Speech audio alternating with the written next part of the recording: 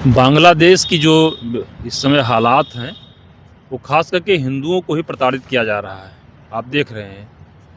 तो क्या कहना चाहेंगे? पहले तो हम ये बताना चाहेंगे कि बांग्लादेश, पाकिस्तान, वर्तमान भारत, जो भी हम देख रहे हैं ये भाईचारे का ही परिणाम है। आप भाईचारा पर चलते रहे, वो आपको चारा मानते रहे। ये व्यवस्था है। जहाँ जहाँ ये संख्या में ज़्यादा हुए, डेमोग्राफी इन्होंने परिवर्तित किया, वहाँ पर इन्होंने अपने असल चरित्र का परिचय दिया। इसमें कोई हैरत की बात नहीं है। उदाहरण के तौर पर आप देखिए, हमारे ही देश में एक जोगेंद्र नाथ मंडल हुआ करते थे। उनको थोड़ा सा लगा कि जय भीम जय मीम के तहत हम कोई व्यवस्था चला सकते हैं, समाज में एकजुटता ला सकते हैं और धर्मनिरपेक्ष व्यवस्था को आगे लेकर चल सकते हैं। तो ये अपने तमाम समर्थकों के साथ ये पाकिस्तान चले जाते हैं और वहाँ पर ये कानून मंत्री भी बनाए जाते हैं। आज मैं पूछता हूँ किसी भी सेकुलरिज्म के सूरमा से, आज पाकिस्तान में कितने हिंदू बचे हैं बताइए? और जोगेंद्र नाथ मंडल का क्या हसर हुआ, क्या पछतावा हुआ, जरा उनकी जीवनी पढ़ लीजिएगा, आपकी आंखें खुल जाएंगी। और यहाँ SC ST OBC करके राजनीतिक प्रोपोगंडा फैला करके जो हिंदू समाज को बिखेर रहे हैं और सत्ता की मलाई चाट रहे हैं, उन नेताओं से मैं पूछना चाहता हूं और उन नेताओं के समर्थकों से पूछना चाहता हूं, ये 20-25 साल बाद ये सब नेता अपनी करनी को प्राप्त हो जाएंगे, अपनी गति को प्राप्त हो जाएंगे। क्या आपकी जो दशा होगी उस पर कौन आपकी रक्षा के लिए आएगा? देख लीजिए, बांग्लादेश का उदाहरण देख करके भी अगर आपकी आंखें नहीं खुलती हैं तो भगवान ही आपको बचा सकता है, वही आपको सद्बुद्धि दे सकते हैं।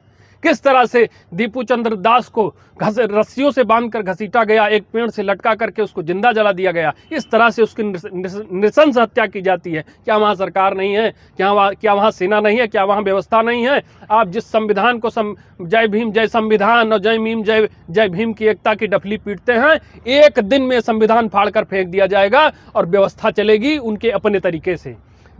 लेकिन यहीं पर देखिए, हिंदू बहुसंख्यक राष्ट्र है, क्या हम मुसलमानों के साथ ऐसा कोई जुल्म करते हैं? और वहां जो जुल्म हो रहा है हिंदू भाइयों के साथ, महिलाओं की अस्मिताएं सुरक्षित नहीं हैं, उनके घरों को लूटा जा रहा है, दुकानों को लूटा जा रहा है, प्रतिष्ठानों को बर्बाद कर दिया जा रहा है।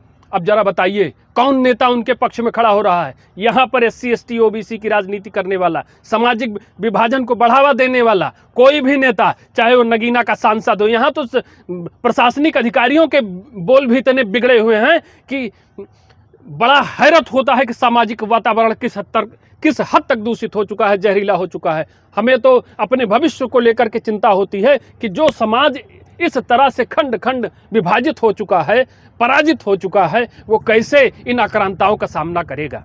ये बहुत बड़ी चिंता का विषय है। मैं आप सबको एकजुट होने की अपील करता हूँ और देख लीजिए आपको कैसे विभाजित किया जा रहा है और बारी बारी सबको निपटाया जा रहा है। आपने कहा दीपू चंद्र दास की हत्या कर दी गई, बहुत बड़े बुरी तरीके से मारा गया उनको, तो मानवाधिकार आयोग भी तो बना हुआ है, विश्व मानवाधिकार आयोग। हम लोगों ने तो पढ़ा कि यूनाइटेड नेशंस बनाया गया, उसके सारे कंट्रीज मेंबर बने जिनको भी उसकी सदस्यता लेनी थी। वहाँ पर United Nations peace keeping force है। मैं पूछना चाहता हूँ, अंतर्राष्ट्रीय सुरक्षा परिषद है, सेनाएं हैं। जब किसी देश में, किसी प्रांत में, किसी प्रदेश में इस हद तक मानवाधिकार का उल्लंघन होता है, लोगों का नरसंहार हो रहा है, वहां पर ये लोग क्यों चुप हैं? किस बात की प्रतीक्षा करते हैं? इनका गठन किस लिए हुआ है? ये तो सवालिया निशान है। और मैं अपने देश समेत सभी वैश्विक नेताओं से पूछना चाहता हूं, बांग्लादेश में हो रहे हिंदुओं के पीड़न पर आप मौन क्यों हैं? कोई कार्यवाही क्यों नहीं हो रही है? उनका सिर्फ यही अपराध है कि वो हिंदू हैं?